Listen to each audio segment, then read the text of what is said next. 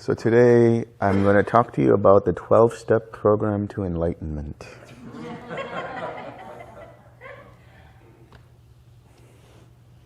No, I'm serious. 12-step program. Recovering meditators. That's right, recovering meditation addicts, yes. The sources for what I'm going to tell you are from the Samyutta Nikaya, 12.23, and Anguttara Nikaya, 10.1, 10.2, 10.3, and 10.4. It's called the Upanisa Sutta. And there was somebody who commented on one of my videos or somewhere, I can't remember, but it was such a idiotic comment. They said, oh, how could he call that transcendent, dependent origination? How could he say that? There's no such thing as that. If you look at the translation of the word Upanisa, it literally means transcendent conditions. Upa is above, it's above, it's upper or transcendent. Nisa is a kind of form of word which is nidana, which means conditions. And it's referring to a transcendent form of dependent origination, which has nothing to do with suffering and everything to do with liberation. So there are literally 12 steps in this process. And these 12 steps can vary, especially in the beginning. And that's fine, because I'll explain the variants as we get to those points. But I'm going to start from the top, the end of the path, which is what? It's the knowledge of liberation. That's what it's known as. For one who knows and sees. For one who knows and sees what? And it says in the sutta, such is form, such is feeling, such is perception, such are formations, such is consciousness. For one who knows and sees thus, the taints are destroyed. Not for one who does not see and know thus. So the 5 aggregates, this is a very essential, important, vital understanding to have. The development of wisdom arises through the, not necessarily the investigation, but the contemplation and the seeing of the arising and passing away of the 5 aggregates, and understanding them on an experiential level, their instability / impermanence, their nature or liability to cause suffering, and their empty aspect of not self. That these aggregates are not me, not mine, not myself.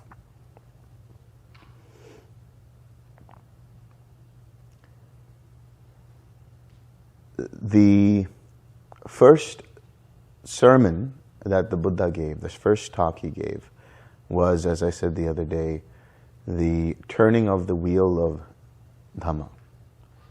The second sermon he gave was the Anatta Lakkhana Sutta. Both of these sermons he gave at Sarnath, which is where we've gone. And I had the good fortune to give a talk on both these sermons in the place where he gave these talks. It's a beautiful experience. So the importance that he gave to anatta, and how did he give that importance? He talked about the 5 aggregates. He spoke of seeing through form, through feeling, through perception, through formations, through consciousness. And the first 5 students of the Buddha became arahats just by meditating with him and reflecting on what he said, they dropped all craving, all conceit, all ignorance, and experienced the destruction of the taints. You have a question? Could you define what you mean by formations? I will. So formations are essentially the synapses in the brain. When we are born with more synapses than we have currently. And as we continue to age and develop and understand the world, these synapses are pruned. And these synapses determine or are conditions for how we behave and how we see the world and how we experience the world. And they continue to change over a period of time. This is the beauty of the Buddha's teaching. He talks about neuroplasticity, 2,600 years ago, that we can... Yeah, he talks about that, which means that he's referring to how you can recondition the mind. And formations, the very last words of the Buddha were to keep going, right? But before that he said, all formations are impermanent. That's what he said. Sabbe sankhara anicca. And he said that because he was giving his final teaching to them by saying that not even formations are permanent. We think formations are the things that determine consciousness and how consciousness arises, and then from that, how feeling and perception and then form and so on and so forth. And he understood that people would think that formations are permanent because the mind maybe is unchanging. They might have that idea. But the formations are threefold. Physical formations, verbal formations, and mental formations. And physical formations have to do with how the body reacts and moves, namely through breathing, through walking, through sitting, through all these different bodily processes. Verbal formations have to do with how we express the perceptions that we have. We take in the world and our mind starts to create an idea and we express through our speech. Or how we think, consciously, intentionally think about things are guided and conditioned by these verbal formations. Mental formations allow us to feel and perceive how we sense the world, how we experience the world, how we perceive the world that we are experiencing, how we label the world that we are experiencing. So I've kind of skipped ahead to address that, but we'll get into the 5 aggregates more maybe tomorrow or day after. But what we're saying here is in order for the mind to be liberated, it needs to know and see. And what it needs to know and see is the impermanent dukkha or suffering and the anatta of these 5 aggregates. This is the development of wisdom. And what is this knowledge of liberation dependent upon? So that's the final step. The knowledge of liberation is dependent upon liberation. You need to be liberated in order for you to know that you're liberated. And the word liberation comes from the Pali vimutti. Vimutti or vimukti is, there are variations of this word. Mukti, moksha, muchyate, all of these words in the Sanskrit/Pali lexicon. They're all interrelated and they all mean one thing, to be free. Vimukti is interesting because when we say vimukti or vimutti, we're saying it's the ultimate freedom. It's the final freedom, nothing beyond it. And the word muchyate actually comes from when you see any kind of fruit that is ripe and it's ready to drop, it just drops to the ground. And so that word for that is muchyate. It is free from its bondage. What is the bondage here? Greed, hatred, and delusion. The bondage here is avidya. Avidya is usually translated as ignorance, but actually it is the misperception of reality, the misapprehension of reality. So what do we mean by liberation? What are we being liberated from? We're being liberated from greed, hatred, and delusion. When we experience the jhanas, what are we liberated from? We are liberated from the hindrances. Therefore, the jhanas are known as temporary liberations. And we experience this liberation when our mind completely lets go of trying to control for a certain outcome. And this is why it is said that liberation in these suttas is dependent upon something known as Yata Bhuta Jnana Dasanam. Yata Bhuta means as it is. Yata Bhuta means reality as it is. Yata Bhuta is the present, without any filters, without any variation of what it should be and what it should not be, without any conceptual proliferation. Jnana is knowledge, dasanam is vision. So the knowledge and vision of things as they actually are, without being swayed in one direction or the other. In other words, we need equanimity. But in between this process of knowledge and vision of things as they actually are, and the vimutti, there are two more things in between those. Those two things are disenchantment and dispassion. Now, the word disenchantment, as I was saying the other day, it sounds like we become disillusioned with reality. And it's not exactly that. Same with dispassion. So I want you to listen to this very carefully, because this is going to help you understand what to do when your mind gets bored in the space of quiet mind. You are bored, or the mind is bored, because there is not enough of this so-called disenchantment and dispassion. The dispassion, the detachment, the unstickiness of the mind, that is where the mind will see through everything, will not be interested in holding on to anything, will not be interested. It will come and go. It's there.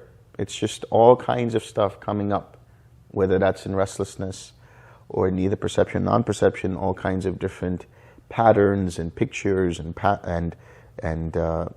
memories and images and words, even sounds, music. All this stuff comes and goes, but the mind remains detached. Nothing sticks to it. Nothing is held on by the mind.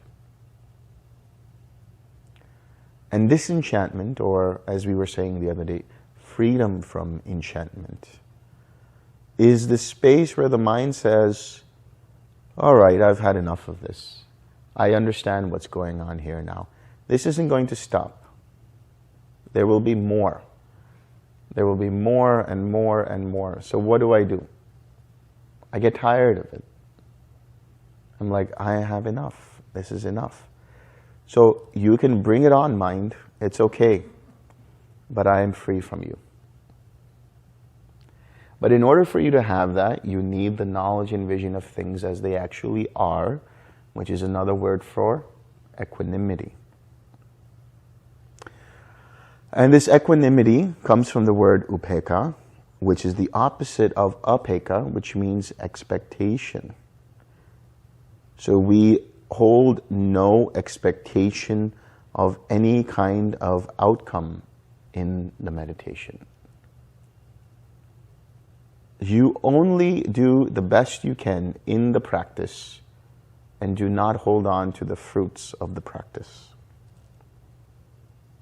You will hear this in another text which is non-Buddhist in the Gita, where he says, you are only beholden to the actions that you do, but not to the fruits. In other words, I can only do what I can do in my practice. But if I focus on the effects of that practice and what I will get and what will happen, then I'm not actually practicing. If my mind is anticipating, okay, this is what I want, or this is what's going to come after this, then I'm not actually practicing. My mind is now in a hindrance. When I'm actually practicing, my mind is free of a hindrance and totally collected around my object. And if I'm in quiet mind, my mind is just observing the quietude of the mind. And it is seeing things as they actually are. Has total equanimity. So there comes a point in the practice where there will be the restlessness, there will be the boredom, there will be the sloth and torpor, there will be the slight anxiousness of what's coming next in the form of anticipation or expectation. Or there will be a slight fear of what is on the other side. And this is the conceit, the clinging to a sense of self that feels like it will disappear, which it does, but it feels like it will die when you experience cessation. And that's why it clings on for its illusory dear life. And to loosen this grip, to let go of these restless points in the practice, to deal with the bombardment of all of these formations that manifest in the form of these images and proto-thoughts and bubbling up of different kinds of patterns and sounds and memories and music and this and that and the other. You go a step back. You need disenchantment. You need freedom from enchantment to deal with these things. But if your disenchantment, your freedom from enchantment is not strong, that means you need to go a step back. And to go a step back, it means you need equanimity. So my suggestion to all of you, when you get to that space and you notice that there's agitation in the mind, you notice there's boredom in the mind, you notice that no matter how much tranquility you microdose on, the restlessness will not cease. Go back a step and enter into equanimity and radiate that equanimity very gently. Like the analogy that I used yesterday, just a little dropper, right? Or just a little pebble that you drop into the still surface of a lake. And you see the little ripples of equanimity going in different directions. And as you do this, your mind starts to calm down again. And you start to settle into the quiet mind again. And as you're settling into the quiet mind, your mind is now having some level of disenchantment. You start to get disinterested in any kind of formation, and you have detachment or dispassion. And when you least expect it, you have freedom. You cannot anticipate these things. Even one who can enter into cessation at will cannot anticipate exactly when that will happen. Such a being can only create the right causes and conditions for that cessation to occur at will. The only thing in control is how long one will be in cessation and when they will come out. So, to lessen the sharpness of anticipation, do this step. And whether you realize it or not, eventually, because you keep doing that step of going back to equanimity, your mind gets tired of it and just automatically develops that freedom from enchantment and automatically develops that dispassion. I've had enough. How many times am I going to radiate equanimity and go back to quiet mind? I'm just not going to do anything. So this knowledge and vision of things as they actually are, right? This equanimity is dependent upon samadhi.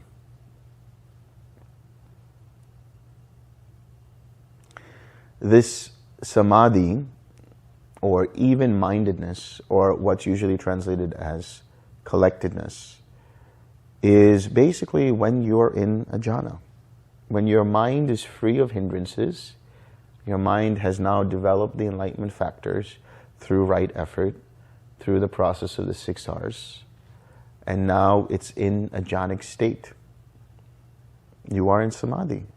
The mind is effortlessly collected around its object of meditation. So if you find that you don't have enough equanimity, what do? You go one step back. Is my mind collected enough? What happened to the collectedness of my mind? Is there an object that interests my mind right now? Maybe I need more loving kindness. Maybe I need more joy. Maybe I need more compassion. So this samadhi, this even-mindedness, this collectedness is dependent upon Sukha. Not the cat. Sukha in terms of comfort. Comfort in the mind and comfort in the body. First of all, if you're not sitting in a proper posture, that is to say, if you are sitting in a place on a mat, like that towel there, where it's not comfortable enough, if you don't have a comfortable body, you will have a hard time of having a comfortable mind. If sitting on a mat or on a cushion with your legs crossed is good for you, then that's fine. But if sitting in a chair with more cushioning works for you, that's fine too. So make sure that you have a comfortable sitting position. But that's the very basics. What we're talking about when we say Sukha is a mind that is comfortable in itself.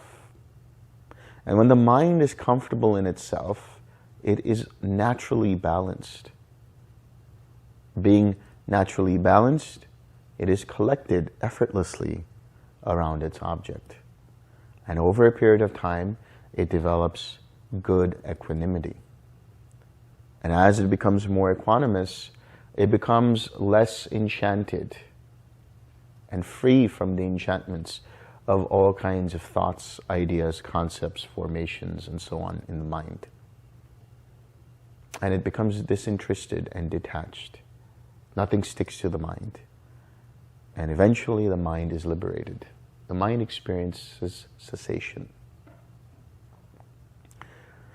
So what is this sukha, this comfort, dependent upon? It is dependent upon something known as passaddhi. Passaddhi is tranquility. Tranquility is relaxation. When you are relaxed, when you have noticed in your body any tightness and tension, and you consciously soften it, you consciously relax it, you find a sense of relief and comfort. This is what we are doing with the 6R process. That relaxed step is essential to this practice. when you go to the Anapanasati Sutta, it talks about where one breathing in knows one is breathing in long. Breathing in long, one knows one is breathing in long. Breathing in short, one knows one is breathing in short. And as he knows this, he tranquilizes the bodily formations. He relaxes any tightness and tension in the body. You do the same thing when you notice your body or your mind starting to fixate or tighten around a thought, or have some kind of craving, aversion, restlessness, sloth and torpor, doubt. With that comes some kind of tightness. There is a edginess to the nervous system. The nervous system is in a sympathetic state, which means it's sort of in a fight or flight state. Fight or flight means the fight. I'm ready to charge ahead and take what is mine. That's the craving. The flight. I don't like this. I'm going to run away. That's the aversion. And so the nervous system, being in that sympathetic state, is only going to keep producing more tension. But as you consciously relax, as you learn how to recondition the body, recondition the mind through this process of right effort, you start entering into a parasympathetic state, which is what? Rest and relax. The Buddha had been in that so-called fight or flight without being in that fight or flight as the Bodhisattva for those 6 years of ascetic practices. How will you find any kind of relaxation by lifting your hand up like this and keeping it for a year? How are you going to find any rest or relaxation in some cases, these sadhus, what they do is they pierce through their body and they hang from, I don't know, whatever it is they hang from. And they do all kinds of crazy practices, How do you relax from that? They may say, oh, it's because we're training our body to let go of the pain, and thereby we are inducing ourselves into a state of euphoria or trance and so on. Okay. But why harm the body in the process? The other day there was this question asked about, sitting for long periods of time and, what if there's an itch, or what if there's like a shuffling that you need to be doing? And I say that it's only fair to do that because you want to make an adjustment when there's pain in the body to the point that it's going to be detrimental. It's going to damage the body. So to that extent, you can make some adjustment. But understand that what we are dealing with on a very subtle level is our relationship to how we respond to pain. Do we have aversion towards it, or do we see, oh, here is pain, and how do we deal with it? The other idea, the ascetic idea, is that I will go through this pain and I will dominate the mind and subdue the mind and fight mind with a clenched jaw. That's what the Buddha says in some of the suttas.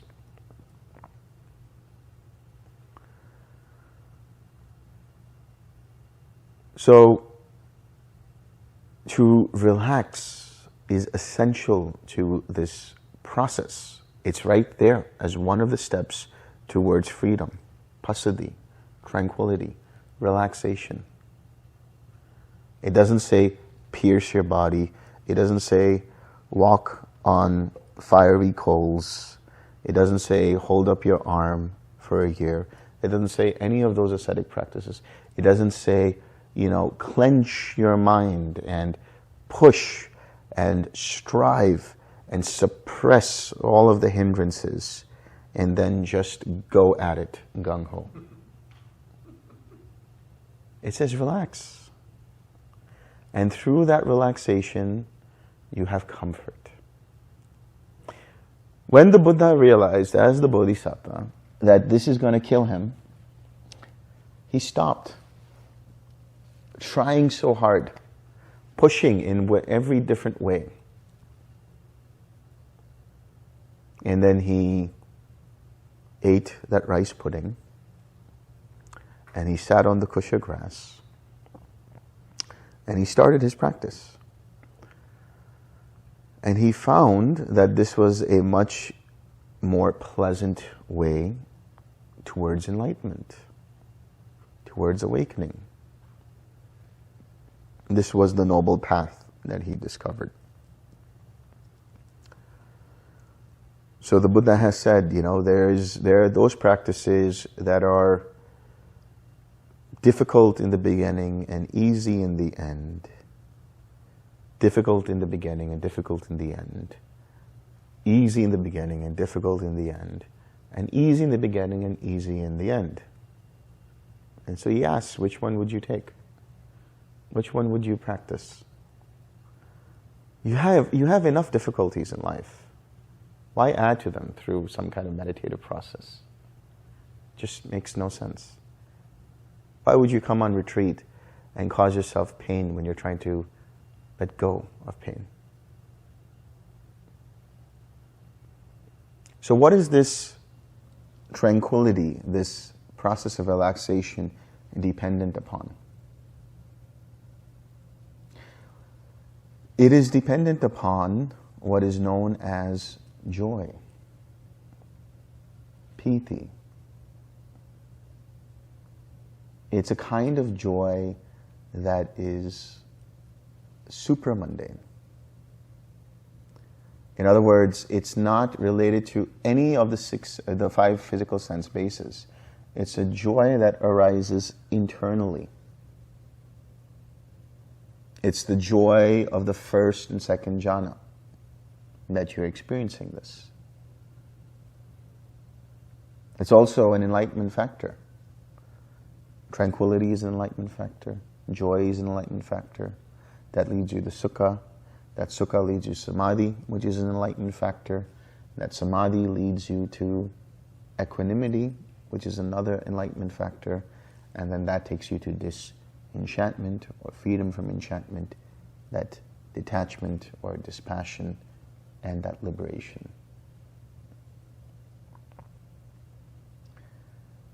So, if you're not having enough equanimity, figure out what happened to your collectedness. Where is it going? If you don't have enough collectedness, are you relaxed enough? What is it that's bothering you? What is it that's causing you unnecessary and undue pain? Can you relax the tightness and tension? If you don't have relaxation, are you able to find the joy, the inner joy in the mind and heart? How do you find the inner joy in the mind and heart? Through loving kindness. Through gratitude. Through a myriad of different ways that help you uplift the mind. This joy, this piti, is dependent on something known as pamoja. And usually it's translated as gladness. But that's a very weak, lukewarm word. It's more than just that. It is relief. And what is that relief that we're talking about? It's the relief from the 5 hindrances. It's the relief from any kind of craving, and the relief from any kind of pain, mental anguish, sorrow, despair, and so on. It's also gladness in the Dhamma. So when you are taking the precepts in the morning, I told you, right? The precepts you're taking are essential for this practice, because if you are following the Eightfold Path, you need to follow all of the path in order to have proper or right meditation. But what you also do is you take refuge in the Buddha, the Dhamma, and the Sangha. Why do you do that? Is it a religious thing? Is it a spiritual thing? Is it a ritual? What are you doing when you take refuge? What does it mean to take refuge? It comes from the word sharanam. Buddham sharanam gacchami, dhammam sharanam gacchami, sangham sharanam gacchami. I take refuge in the Buddha, I take refuge in the Dhamma, I take refuge in the Sangha. When we take refuge in the Buddha, what are we taking refuge in? Are we taking refuge in Gautama or Siddhartha Gautama? We're taking refuge in the possibility of what is available to all beings. The nature of awakening. When we say we take refuge in the Dhamma, what is the Dhamma? The Dhamma is wisdom of what is real and what is unreal, what is essential and what is unessential. The Dhamma is the understanding of how we create our own suffering through the process and mechanics of craving. But it's also the release from that, the knowledge and vision and wisdom of how to release that, and thereby experience the supramundane cessation of suffering, which is Nibbana. What is the Sangha? The Sangha is all of us here. We take refuge in our friends.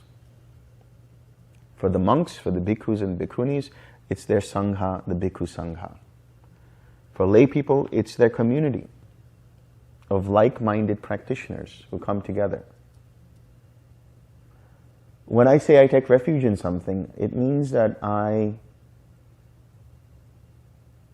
this is an interesting word. So sharanam literally means to bow down to surrender to submit to. And in the Western world, and even now in many parts of the Eastern world, that's seen as a weak thing to do. It's seen as power play. We're not talking about that kind of stuff. When we say surrender, we're saying, look, there is something available that is more than I am. When we talk about the Sangha, we're talking about beautiful friendship. And the Buddha says that is the whole of the path. Beautiful friendship is the whole of the Dhamma. So it's not just about I feel loving kindness in myself, compassion in myself, and I radiate it outwards. Can I also speak in a compassionate manner? Can I act in a compassionate manner? Can I think in a compassionate manner towards the people in my Sangha, in my community, in my group? And by the way, compassionate and loving kindness doesn't always mean using flowery words or pleasant words. When you see somebody is not on the right path and you feel like speaking up and talking about it, go ahead and do it. What's the worst that could happen? They shut you down. That's it. They don't want to listen to you. That's it. But you did your part and you felt like you could help with some words of advice, with some words of suggestions. This is what somebody who teaches does. They have compassion. They spend time speaking to you about these things, instructing you, helping you, guiding you, doing interviews with you. All of these things. And you can do the same for yourself and for others in the community. So this sharanam, this refuge in the Buddha, Dhamma, and Sangha. This isn't some kind of ritual. It is a process of the realization that everything that we experience is an interconnected process. In order for me to experience that Buddha's awakening, which is available to all of us, the difference between a Buddha and another fully awakened being within the Sangha is that the Buddha did it first. That's it. So we're just seeing the possibility of that, and we realize in order for us to have that possibility, we must follow the Dhamma, which is the understanding of the Four Noble Truths, the craving aspect and the letting go aspect, and thereby the Nibbana, which happens through the Eightfold Path. And we need beautiful friendship for that. That's the Sangha. And that's where the Pamoja arises. That I am among friends and like-minded practitioners who can depend on me and I can depend on them to talk about Dhamma, talk about practice, not out of competition, not out of, oh, why is she in the 8th jhana and I'm only in the 6th? Why are they a Sakadagami and I'm only a Sotapanna? But out of community, out of a sense of, oh, how did you get to that? What did you do exactly? Right? And you exchange notes. You talk about it. Obviously, you're not doing it here, but I think on the last day, you will be doing that. So, understand that we can be there for each other. We can be compassionate towards each other in this way. When we have these Sunday sessions, that's what we're doing. We're coming together, we're reading a sutta, and somebody, like oneself, myself, talks about the sutta. And then there's a question and answer session, and maybe later on they discuss it amongst themselves. There's different ways of getting involved with your Sangha. And this is what keeps the practice alive. But the Buddha also says another thing. He says if you can't find a Sangha, if you have a lousy Sangha, better to go out on your own. Or find a different Sangha. That's fine too. But the Pamoja, this is coming back to Pamoja, the relief, the gladness in the Dhamma. This is also dependent upon what is known as faith. So in Samyutta Nikaya, 12.23, that's the Upanisa Sutta, it talks about faith. So faith or saddha leads to Pamoja. Pamoja leads to piti. Piti leads to tranquility. Tranquility leads to sukha. Sukha leads to samadhi. Samadhi leads to equanimity. Equanimity leads to disenchantment. Disenchantment leads to dispassion. Dispassion leads to freedom. Freedom leads to the knowledge of freedom. This is the entire 12-step program.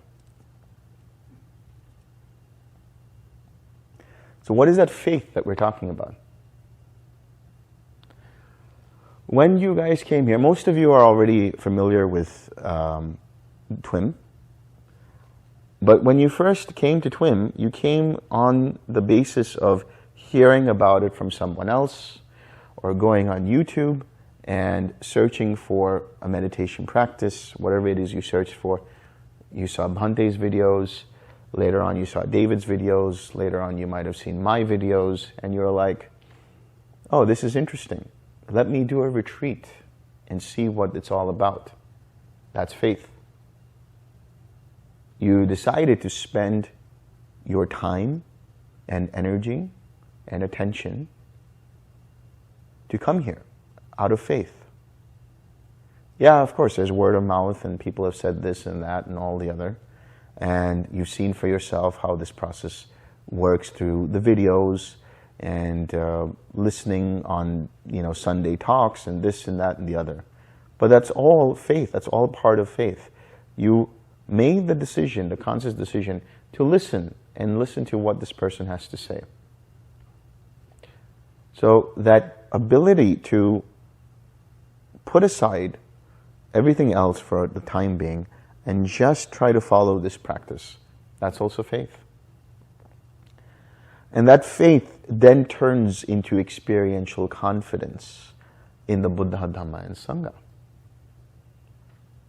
And when you have that experiential confidence, you are well on your way to stream winning, right?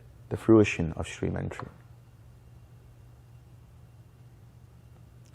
This is what the Buddha says in the Mahaparinibbana Sutta. It's the longest sutta in the entire Pali Canon.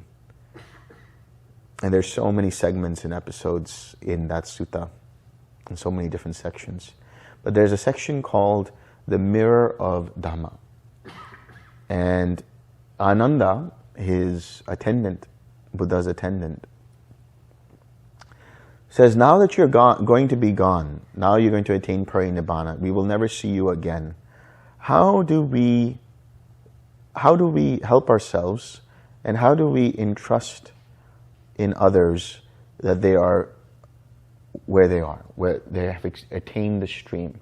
Or how does one's self, how do you get to know for yourself that you've attained the stream? And the Buddha says there is the mirror of the Dhamma. And one who has attained the stream is one who has experiential confidence in the Buddha, Dhamma, and Sangha. So we're not talking about just lip service faith here. We're talking about you have walked the path, seen for yourself that this path works, and you have unshakable faith, unshakable confidence and conviction in the Buddha, Dhamma, and Sangha. It's not some kind of religious faith. It's the realization that for you, this path works, and you're just going to keep going with this path.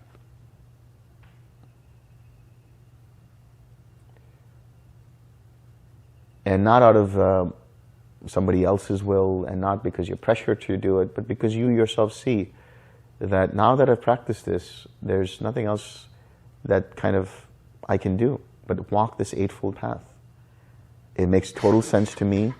It doesn't defy any kind of logic. It's all practical knowledge and wisdom and experience. And thereby, I have total conviction in the Buddha and Dhamma and Sangha. And I have gladness in that. That's the pamoja. So the faith leads to gladness, or the relief. That leads to the joy, that inner joy of the piti. That leads to tranquility, where the mind is relaxed, the body is relaxed. That leads to sukha, where the mind and body are comfortable. That leads to samadhi, where the mind is collected. So the mind is now in jhana, free of any hindrances. Then that leads to yatta buddha jnana dasana, the knowledge and vision of things as they actually are. And then from there, that leads to disenchantment, freedom from enchantment. That leads to dispassion. That dispassion leads to vimutti, freedom. And that freedom leads to the knowledge of being free. Now, in other suttas, like 10.1, 10.2, 10.3, 10.4 of the Anguttara Nikaya, he gives a different variation. He says, the virtue, the precepts, keeping the precepts, leads to non-regret. So when I keep the precepts and continue to follow them, my mind has no regrets. My mind has no doubts about being filled with any kind of blame, because I'm doing the best I can keeping my precepts. So I have no regrets, non-regrets. And I have relief because of that. I have joy in the Dhamma. I have piti. And then the rest of this sequence continues in the same way. But that's just 11 so far, if you guys are keeping count. That faith is dependent upon dukkha.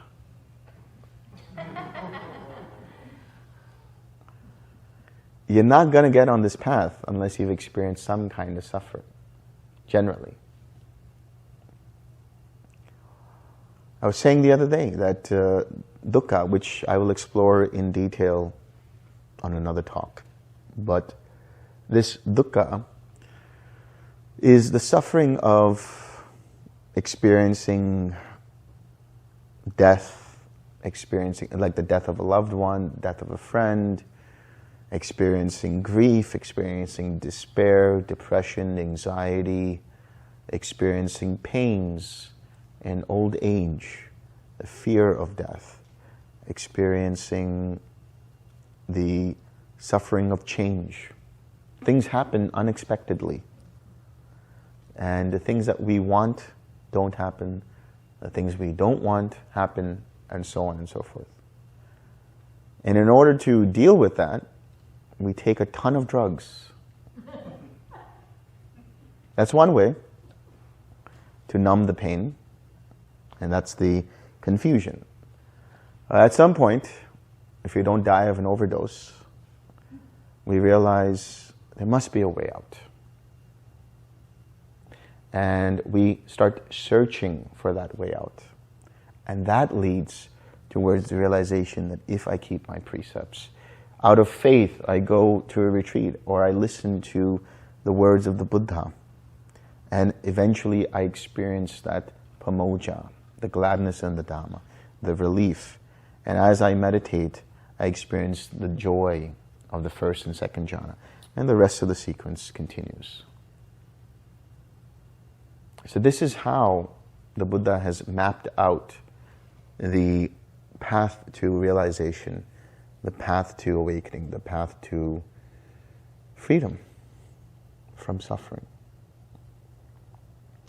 Any questions? Yeah. Earlier, you talked about formation and what they are. How do we experience them? We don't. We generally don't, I should say, because we're experiencing usually feeling and perception, but they are facilitated by formations. And some formations arise due to our intention. So I've always said, if you want to know the quality of your formations, take a look at the quality of your intentions. So the intentions are reflections of what formations arise. But when you are, for example, as I said, generally we don't experience it in everyday life. But when we are in a very quiet state of mind, like neither perception or non-perception, we might see different patterns and things like that. And these are the proto-thoughts, the formations that come up in the form of these underdeveloped ideas or these random, seemingly random kind of patterns and memories and things like that. And those are like the immediate arising of formations.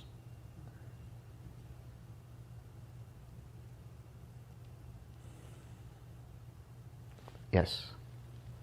Once again, thank you. I feel like you were talking to me, but I bet the others in the room felt the same way. I'm just getting used to going through the jhanas forward, Yeah. going backwards. Yeah. Any words of wisdom moving backwards into equanimity? Yeah. So the reason I gave this was because, just as we are radiating loving kindness, we're radiating loving kindness in different directions. That changes to compassion, that changes to joy, and then that changes to equanimity. And we get a sense of what that equanimity feels like, which is a very tranquil feeling. And eventually, our mind doesn't want to radiate anymore, so we just start mind watching mind. And that's the process. But when we experience the the pain of restlessness in the mind, as it gets quieter, there's stuff comes up, and we can't escape it, we can't let go of it immediately. I'm saying we take a step back by just generating equanimity again, coming back to the memory of that feeling of equanimity, and then having the intention of radiating that. Trusting that memory is in there. That experience is there through your intention. It might take a while, but it might take a short while. And we can sink back into that and then radiate it. Yeah? Okay.